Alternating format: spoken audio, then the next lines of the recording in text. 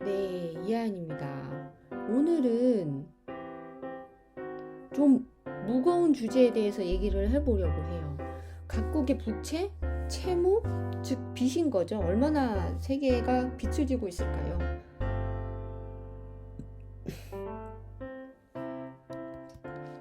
그리고 이것이 나와 도대체 무슨 상관이 있는 것일까요? 뭐 이런 거에 대해서 얘기를 해보려고 해요. 어, 지금 코비드 19 때문에 미국을 선두로 대부분의 많은 국가들이, 특별히 developed country에 있는 국가들이 돈을 엄청나게 많이 풀었어요. 미국 같은 경우는 2 trillion 달러 정도를 풀었는데 미국 전체 GDP의 대략적으로 10% 정도에 해당하는 금액이에요. 이것은 우리에게 어떻게 나타났느냐? 뭐 사업하는 사람 PPP 뭐 이런 것도 있지만 일단 눈에 딱 띄게 나타난 것은 개인에게 1200불 머리당, 그죠? 역시 숫자 쓰는 것은 어려워요. 1200불 있고, 그리고 뭐 실직을 하면은 실직 수당에 on top of that에다가 600불 더 얹혀준 게 있어요. 그래서 혹자는 뭐 더 받았다고 해요. 회사를 다니는 것보다 실직하고 나서 돈을 더 받았더라. 뭐 이런 사람도 있어요. 음, 뭐 좋습니다. 그래서 이런 분들은 코비드에도 불구하고 해피하신 분들이 있어요. 한편 이 반대편 진영에서는 좀 우울해하시는 분들이 있어요. 도대체 정부가 무슨 생각으로 이렇게 자꾸 돈을 풀어대는 것일까? 이렇게 돈을 풀면 인플레이션에 대한 부담을 어떻게 감당하려고 하는 것일까? 제가 이제 나중에 인플레이션에 대해서는 한 번 더 기사를 찾아서 좀 자세히 올려볼까 합니다. 인플레이션 부담이 있을 수도 있어요. 네. 그렇죠. 그리고 이 사람들이 인플레이션을 걱정하는 게 사실 그 어느 정도 논리적으로 틀린 건 아니에요. 틀린 건 아니고 뭐 이분들은 하여튼 걱정을 하고 계시고 지금 2차 부양책이 통과되네 마네 이러고 있는데 이분들은 점점 더 걱정이 급해져 가시고 이분들은 왜 빨리 돈을 주지 않는 것인가? 나에게 빨리 돈을 달라 라고 얘기를 하고 계세요. 그러면서 이렇게 생각을 하시죠. 이 돈은 꼭 갚을 필요가 있는 돈은 아니야. 갚지 않아도 돼. 갚지 않아도 되는 돈을 공짜로 받으니 이 얼마나 좋은가? 어, 물론 정부가 지금까지 받은 1200불, 600불, 뭐 기타 등등 PPP 언제까지 다 갚으세요? 이렇게 하진 않아요. 그렇진 않지만 이거는 국가 재정에 정부의 밸런스시트에 적자로 계속 누적이 된다는 것이죠. 채무로 잡히는 것이고 그 채권자는 당연히 중앙은행이 될 것이고요.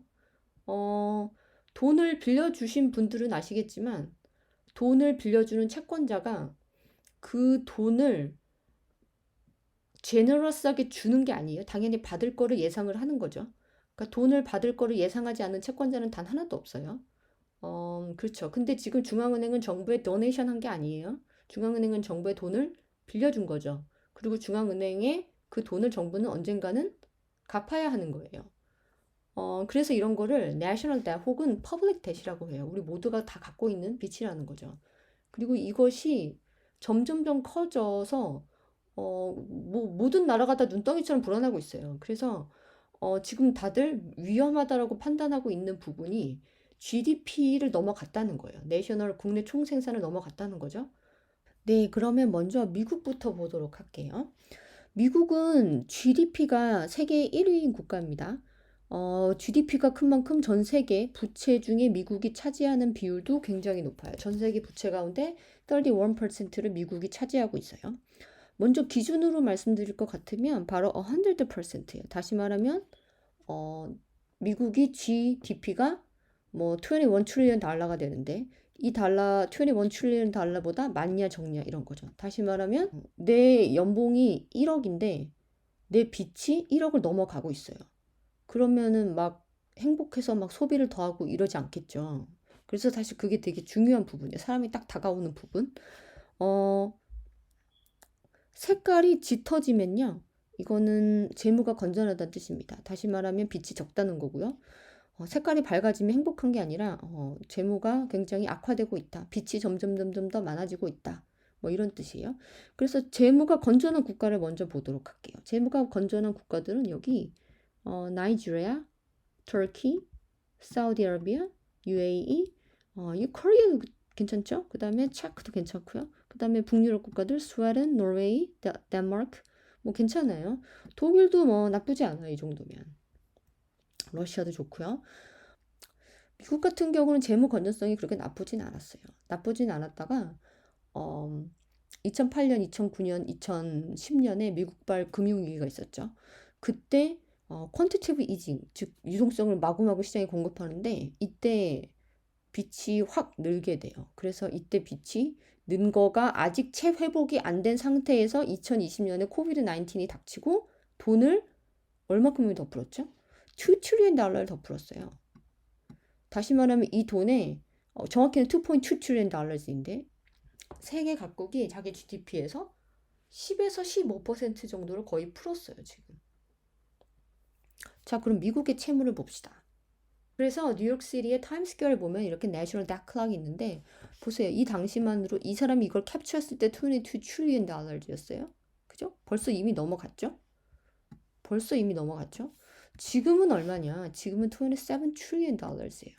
그 영미권에서는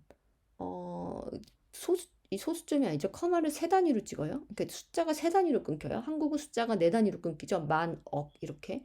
근데 이제 미국 같은 경우는 숫자가 세 단위로 끊긴단 말이에요. 보면 thousand, million, billion, and trillion 이렇게 나와요. 단위가. 그래서 지금 미국의 GDP보다 훨씬 넘어갔죠. 이 말이 의미하는 것은 자, 미국 각 개인당 부채가 $83,000라는 걸 각 개인당 부채에 꼬맹이까지 포함한 거예요. 나이 들어서 아무것도 안 하고 생산이 전혀 없는 노인까지 다 포함해서 $83,000 이제 채무가 있다는 거죠. 여러분 그 애기 있으신 분들, 자식 있으신 분들 그 애 앞으로도 지금 빚이 $83,000가 있는 거예요. 좀 걱정되기 시작하죠 이제. 네. 그래서 더 자세히 알고 싶으신 분들은 자 여기 us.clock.org라는 사이트에 가면 바로 이렇게 미국의 빚이 여기 보면은 지금 여기 캡처를 했는데 시시각각으로 바뀌어요. 그래서 보면은 per citizen당 83,000 됐다면 per taxpayer당 taxpayer는 누구죠? 생산이 있는 사람만 텍스를 내죠. 그러니까 저도 텍스를 내고 뭐 제 나이 또래는 거의 텍스를 낼 거예요. 보통 대학을 졸업하거나 고등학교 졸업하면서 사회에 진출하게 되면은 은퇴하기 전까지 바로 이런 텍스를 내게 되는데 그 taxpayer당 $220,000 빚이 있다는 겁니다. 본인 연봉하고 한번 비교해 보세요. 이게 지금 어떤 수준인지 느낌이 오실 거예요. 그렇죠? 지금까지 조금 우울한 얘기를 했는데요. 한번 다른 나라들도 좀 보도록 할게요. 전 세계적으로 GDP 대비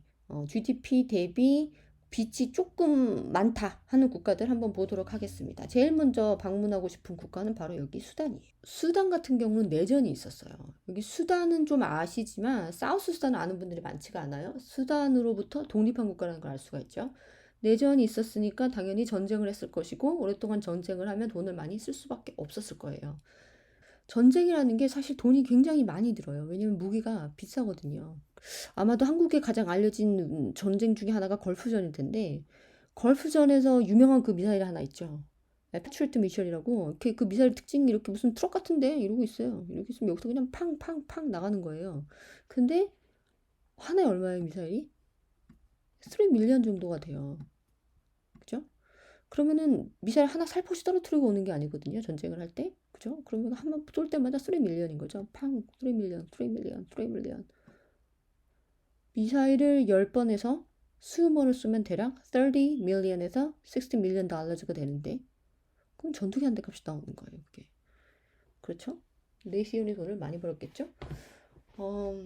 오케이. 여기도 전쟁 얘기가 나왔으니까 하는 말인데 여기도 사실 굉장히 위험한 지역 가운데 하나예요. 이유는 물 때문이죠. 이 나일강 때문인데 많은 분들이 나일강 하면 바로 이집트를 떠올리세요. 근데 이집트는 나일강이 지나는 하류 쪽에 위치한 나라예요. 나일강의 상류는 즉 나일강의 출발은 이집트가 아니라는 거죠. 그러니까 예를 들어서 이런 거예요. 한강 같은 경우는 한국에서 출발해서 한국에서 끝나요. 상관이 없어요.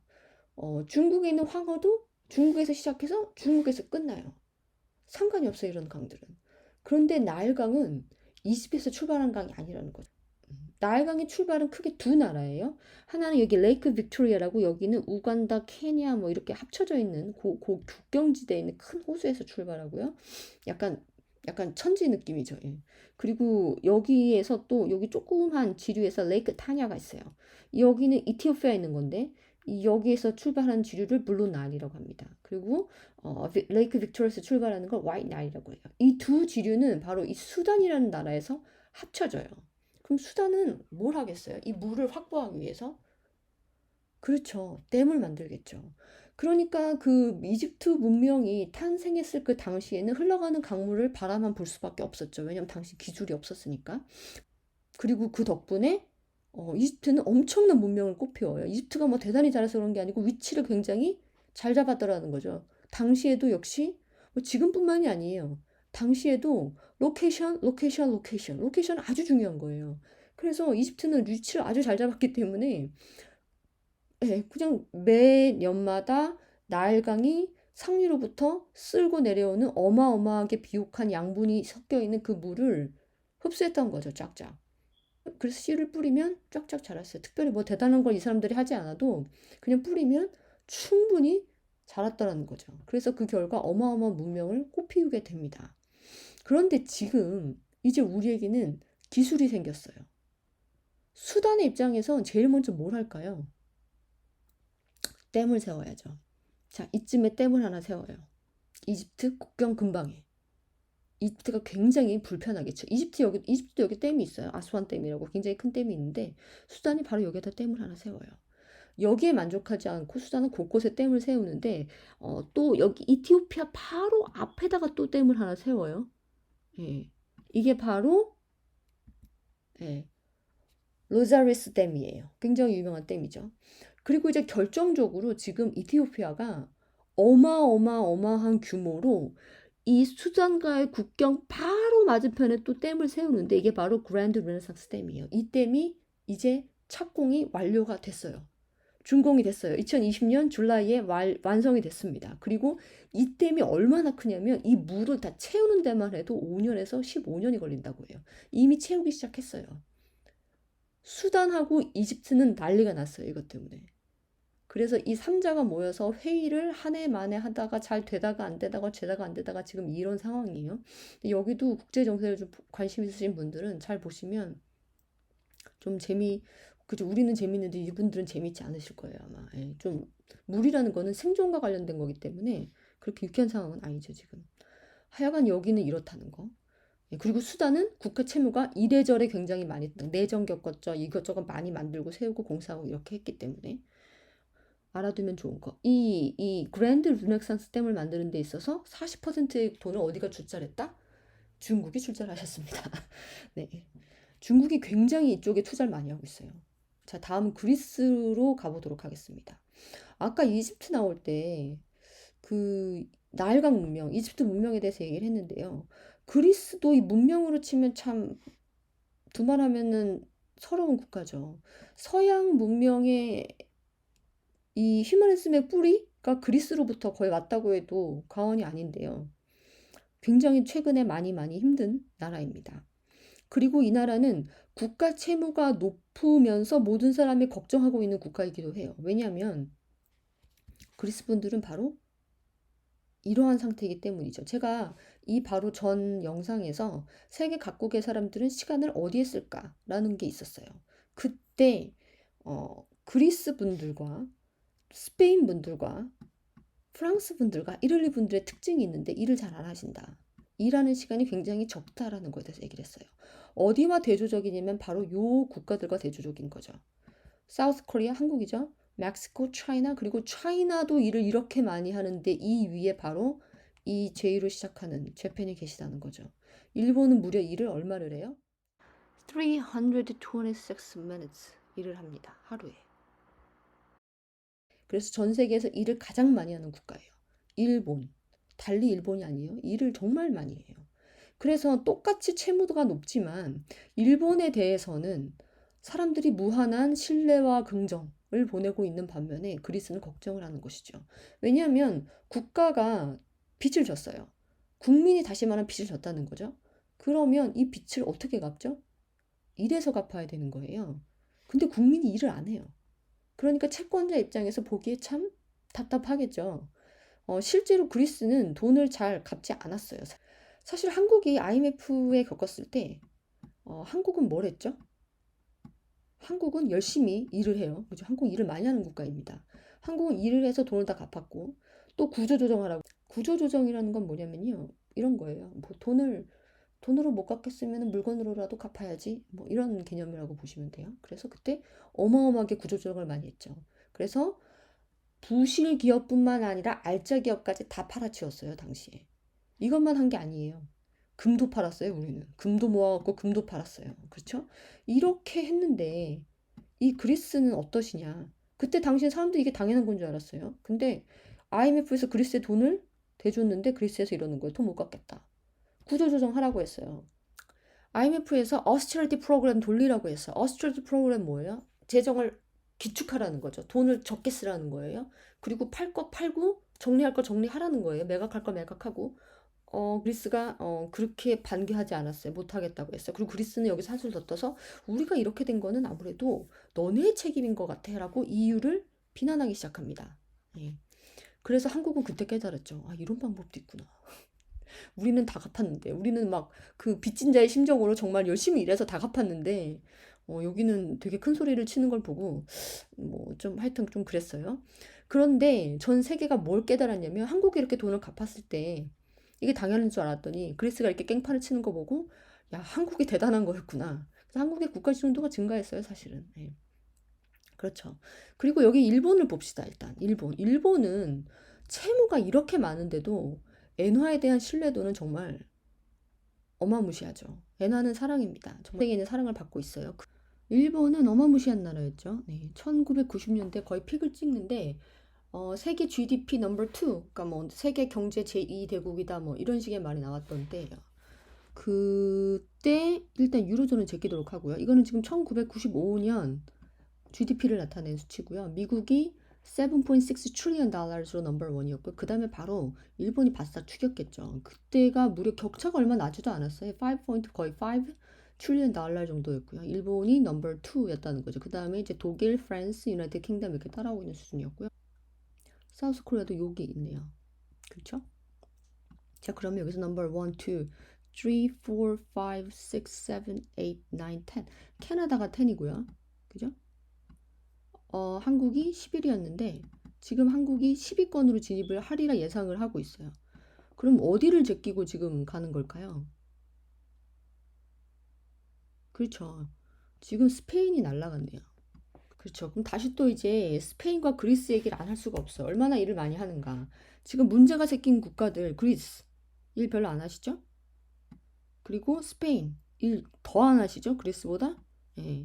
여기서 점점 좀 추락해 내려가서 이제 10위 아래로 지금 가고 있는 거고요.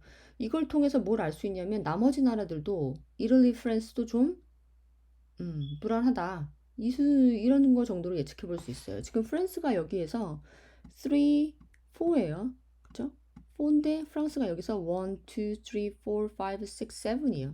4위에서 7위로 밀려나게 되죠. 그리고 이탈리 볼까요? 이탈리는 여기서 4, 5, 6, 6위인데 여기서는 1, 6, 6에서 8으로 가게 되네요. 그죠? 점점 밀려나고 있는 거. 캐나다는 그냥 9위로 가고 있어요. 캐나다는 이제 스페인 나가면서 같이 올라간 케이스고요. 한국하고. 네. 그런 거를 볼 수 있고요. 사실 여기서 이제 일하는 시간에서 일본과 중국과 한국이 엄청나게 일을 많이 해요. 이 3국이 다. 멕시코도 일을 많이 하는데 이 세 나라는 일을 많이 하는 국가고 바로 여기에 그 전 세계가 일본에 대해서 이렇게 GDP 대비 국가의 부채 비율이 높음에도 불구하고 일본이 채권만 발행하면 이제 받으려고 다 대기 상태에 있는 이유가 바로 이 이유 때문이에요. 그러니까 일본 사람들은 일을 많이 한다는 거죠. 신뢰할 수 있다라는 거예요. 돈을 빌리면 어떻게 해서 돈을 갚겠어요?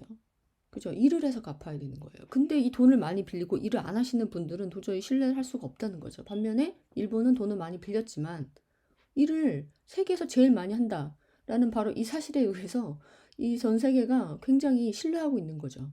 그리고 일본 사람들 같은 경우는 굉장히 단순해요, 사고방식이. 순박하고 단순한 사고방식을 갖고 있는데 돈을 빌렸으면 갚아야지. 예, 이런 단순한 논리예요. 그리고 이런 점이 일본 사람들에 대한 신뢰를 계속해서 유지시키고 있는 거죠. 그래서 엔화는 사랑이에요, 진짜. 엔화를 사람들이 굉장히 좋아합니다, 전 세계적으로. 위안화의 위상도 점점 높아지고 있고요. 한국 같은 경우도 최근에 외국 자본이 많이 들어오고 있는데요. 물론 뭐 반도체, 삼성전자 이런 이유도 있긴 하지만 기본적으로 일을 많이 열심히 잘한다 라는 그 신뢰가 바탕에 깔려있기 때문이에요. 또 여기서 볼만한 게 뭐가 있을까요? 자, 재미있는 게 뭐냐면 인도랑 영국이에요. 자, 인도는 영국의 식민지였죠. 인도는 지금 여기에 있지도 않았어요. 지금 이 표에. 1995년에 있지도 않았지만 꾸준히 추격하고 열심히 추격해서 UK 바로 뒤로 쫓아왔어요. 저는 예측을 해보자면 인도가 조만간 UK를 뛰어넘을 것 같아요. 이유는 두 가지가 있는데 하나는 인도는 굉장히 젊은 나라예요. 평균 연령이 여러분 놀라지 마세요. 인도의 평균 연령, 인도 나라 전체의 평균 연령이 26.8 years, 다시 말하면 27살이에요. 27살이에요.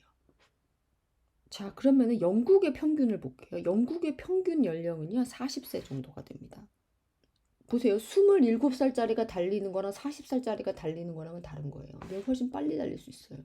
그래서 쭉 쫓아와서 앞으로도 쫓아갈 거예요. 인구수 많고 국토도 더 넓어요. 자원도 더 많아요.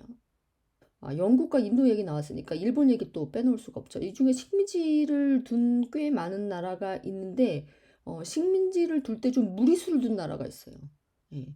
본국보다 지나치게 크고 지나치게 꽤 균등한 상황에서 무리하게 먹은 거죠. 예를 들면 일본이 있어요. 일본의 식민지였던 나라는 여기 두 개가 있네요. 이 두 국가 모두 다 세계 GDP 넘버 10에 무난하게 진입을 했고 또 뭐가 있을까요? 중국은 이미 추월했죠. 여기 이 세계 2위 자리를 지금 갖고 있어요. 또 중국에 대해서는 무엇을 알 수 있냐면 과거 미국과 일본사의 격차 정도를 지금 갖고 있다는 거예요. 미국이 일본에 대해서 당시에 상당한 위기를 느꼈어요. 그리고 여러 가지 방법으로 말아먹으려고 하는 차에 이제 우리가 잘 알고 있는 환우전쟁이라는 얘기가 나오게 되는데 중국은 이걸 다 봤기 때문에 대비를 열심히 지금 하고 계시죠. 그래서 뭐 반독점법 규제라든가 이런 거를 미국하고 지금 비슷하게 만들고 있어요. 왜냐면 개방을 안 할 수는 없으니까. 개방을 언젠간 해야 되는데 그때가 되면은 미국 기업이 몰려왔을 때 뭔가 제재할 방법이 필요한 거죠. 그래서 중국이 지금 뭐 반독점법으로 알리바바를 제재하고 뭐고 사실 알리바바를 제재하는 거는 꽉 먹고 알 먹고 이런 거예요. 실제로 진짜 중국이 노리고 있는 건 나중에 시장이 개방됐을 때 미국이나 다국적 기업을 강력하게 제재할 수 있는 법안을 미리 만들어 두는 거죠. 다시 일본으로 돌아가 보도록 하겠습니다. 일본 같은 경우에 지금 어떻죠? 잃어버린 10년, 20년, 30년 로스트 데케이드였다가 데케이즈까지 좀 가고 있어요. 그래서 보면 일본 같은 경우는 지금 어때요? 1995년 당시에 GDP가 5.5 trillion 달러였어요. 근데 지금 어떻죠? 줄었어요. 왜냐면 잃어버렸거든요. 그죠? 더 내려서 지금은 5 trillion 달러 정도도 지금 되지가 않는 거죠. 그러면 이쯤에서 간단히 일본의 상황을 짚어보고 넘어가도록 하겠습니다. 왜냐면 너무 가깝고 중요한 나라니까 한국한테 있어서는. 그래프를 보면요. 좀 슬프죠. 많이 슬픕니다. 1990년도 그쯤에 정점을 찍고 일본의 국채 수익률이 쭉 떨어지기 시작하죠. 쭉. 정말로 30년이에요. 지금 농담이 아니고 여기서 1990년대 초부터 10년, 20년, 30년 쭉 하락하고 대신에 일본 총리는 어마무시하게 바뀌어요. 왜냐면 이 문제를 잡지를 못하니까요.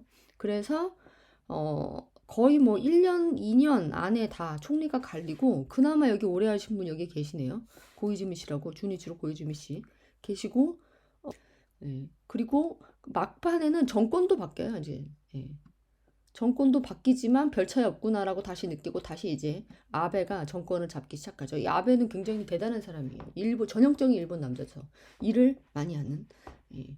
막 그 장이 틀리는데도 막 장을 보여잡고 일을 하는 사람이에요.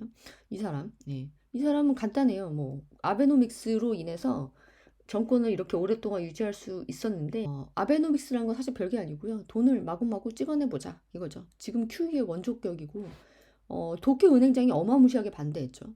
네. 인플레이션 어떻게 감당하려고 그러냐. 위험하다.